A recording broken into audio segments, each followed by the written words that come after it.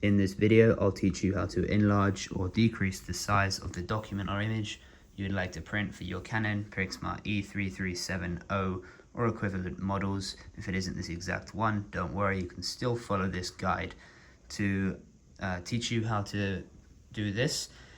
You can also do this with any other Canon Pixma model or just Canon models in general. They all sort of follow the same guide, so this should be helpful for you.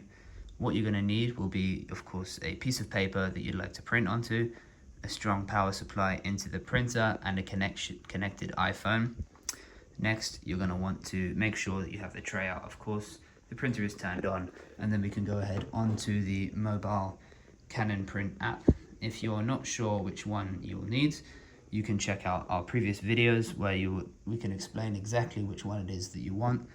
And if that doesn't help, you can always go onto the Canon website and find the Canon Print link, which will take you straight to the App Store, and you can download it from there.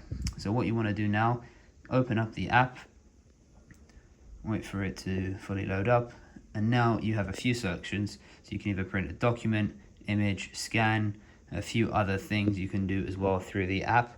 What we're going to do today is go to the photo print selection, choose from the iPhone, select our image, add it, and then from here we press next. And then before we want to print, we want to just make sure we have the right size. So we go to print settings, paper size, and now I'm choosing to print onto an A4 piece of paper, but of course if you're choosing A5 or any other of the options, then make sure it's selected here. And then as well, before you continue on, you need to make sure that the paper that you've installed is the right size and that the slider is set to the correct position. So for this is set to the A4 selection, and this is an A4 selection of paper. And then just to confirm as well, the A4 setting has been selected for the printer.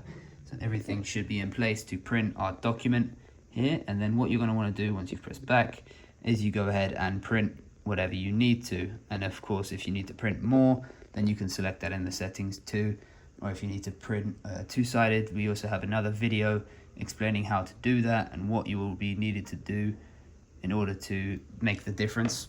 I hope this video has been useful for you. If there's anything you feel I haven't covered or you're still not sure about anything, please do feel free to drop us a comment, and we'll be sure to get back to you on that as soon as possible.